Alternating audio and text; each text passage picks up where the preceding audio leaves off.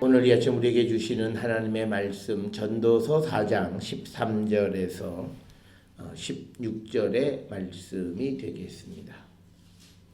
전도서 4장 13절에서 16절의 말씀 한 목소리로 합독하시겠습니다. 가난하여도 지혜로운 젊은이가 늙고 둔하여 경고를 더 받을 줄 모르는 왕보다 나으니 그는 자기의 나라에서 가난하게 태어났을지라도 감옥에서 나와 왕이 되었음이니라. 내가 본즉 해 아래에서 다니는 인생들이 왕의 다음 자리에 있다가 왕을 대신하여 일어난 젊은이와 함께 있고 그의 치리를 받는 모든 백성들이 무수하였을지라도 후에 오는 자들은 그를 기뻐하지 아니하리니 이것도 헛되어 바람을 잡는 것이로다. 아멘.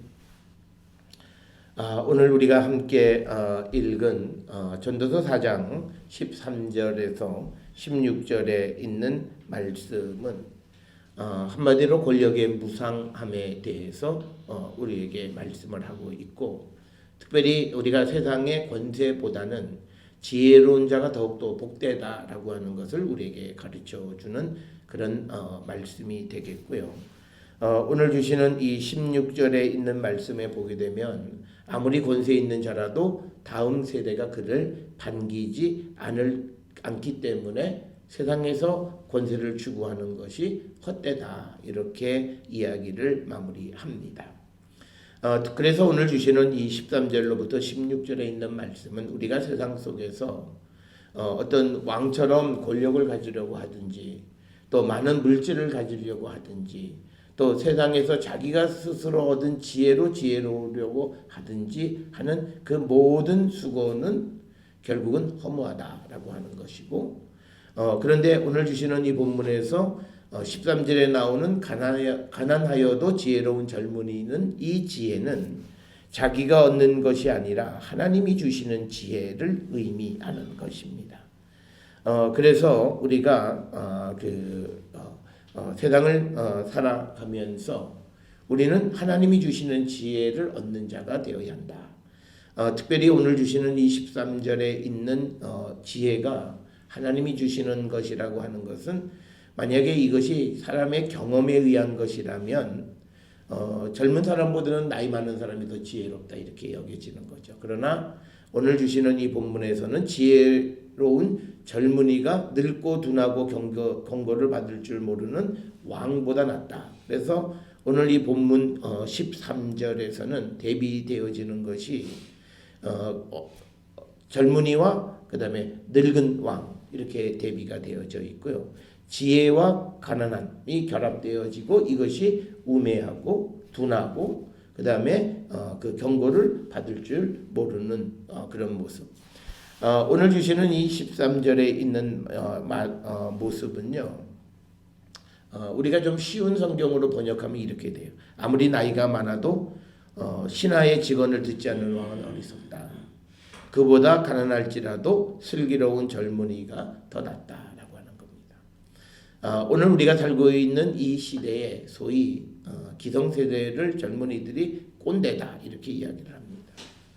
그런데 그런 평가의 가장 중요한 그 기준이 뭐냐면 오늘 주시는 이 본문과도 똑같아요. 늙고 둔해서 경고를 더 받을 줄 모르는 거죠. 그러니까 뭐냐면 그 삶은 새로운 것에 대한 수용성이 전혀 없는 거고 그저 자기의 과거의 경험에 그저 사로잡혀 있는 그런 사람들.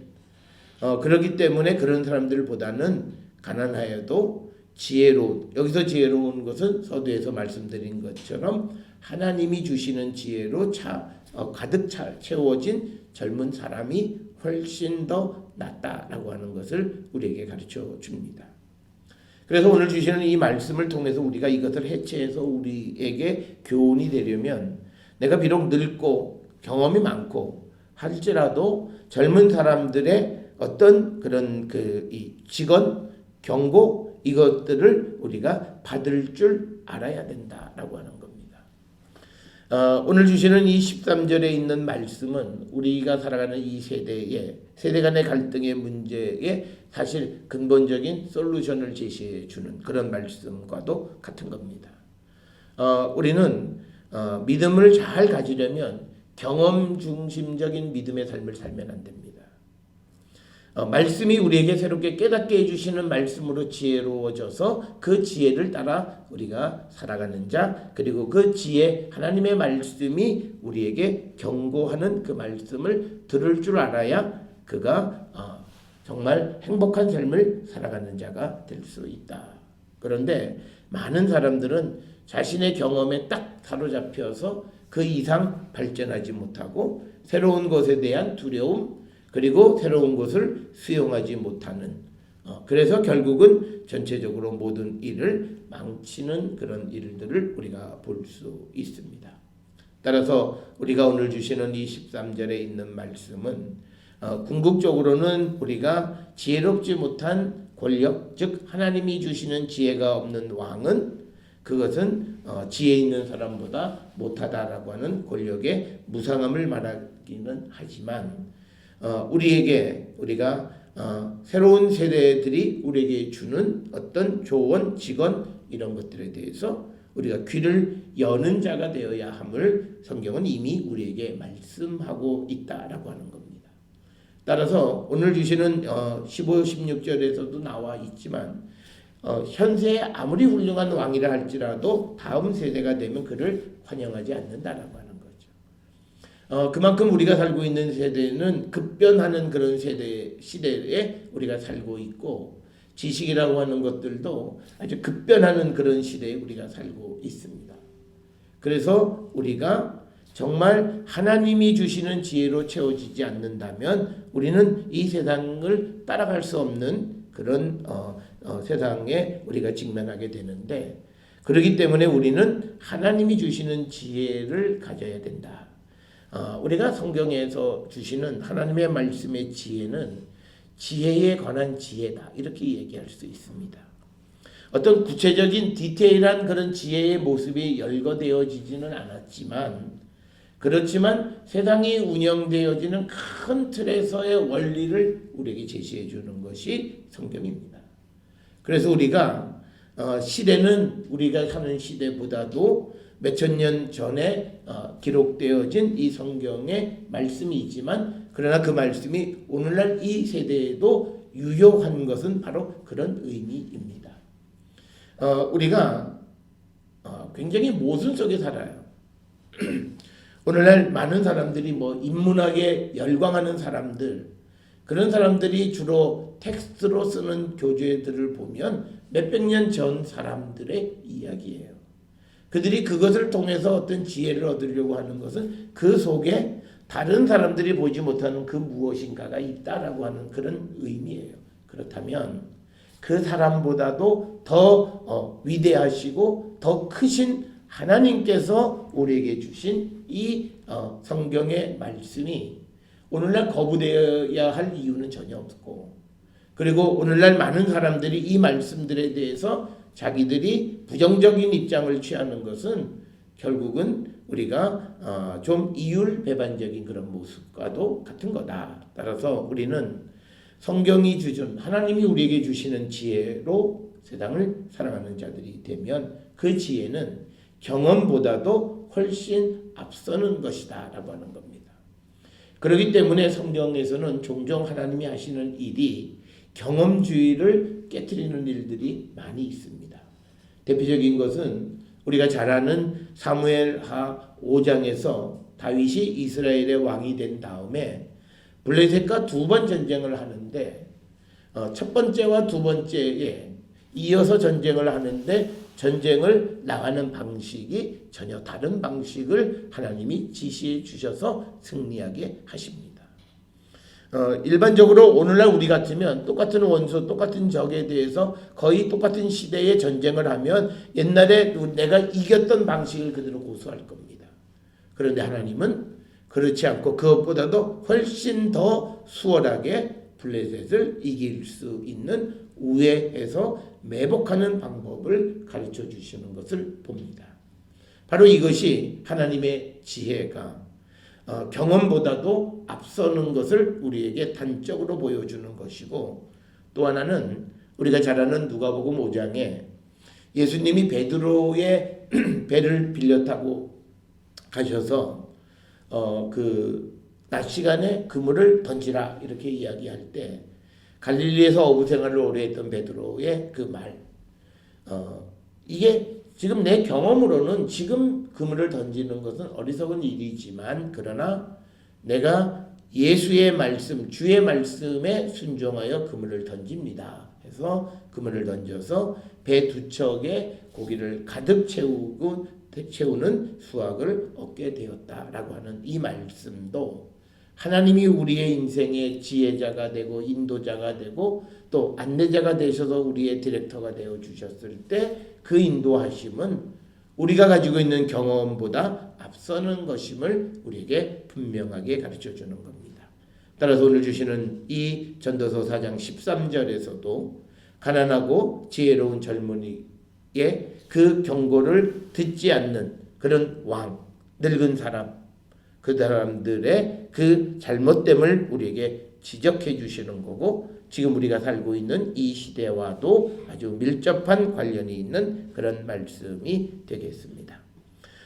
그 다음에 이어지는 14절에 보면 그 왕은 자기의 나라에서 가난하게 태어났을지라도 감옥에서 나와 왕이 되었음이니라. 그러니까 뭐냐면 여기서 또 우리에게 주는 지혜의 말씀은 한 나라의 가난한 집에서 태어나서 젊어서 감옥살이 하다가 결국 임금의 자리까지 오를 수 있다라고 하는 거죠.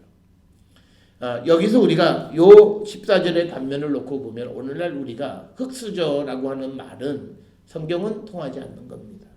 가난하게 태어났고 그리고 젊어서는 모진 고통을 당하는 감옥살이도 했지만 그러나 그가 왕이 되었다라고 하는 겁니다. 우리가 살아가는 역사 속에서도 보면 우리가 민주화를 외치던 시대에 그 시대에 그냥 기어코 왕이 대통령이 되는 그런 사람들의 모습을 우리가 봅니다. 그래서 성경은 우리에게 그가 약하고 부족하다고 해서 그 인생이 그걸로 결정되어진 것이 아니라고 하는 것을 가르쳐 주는 것이 성경입니다.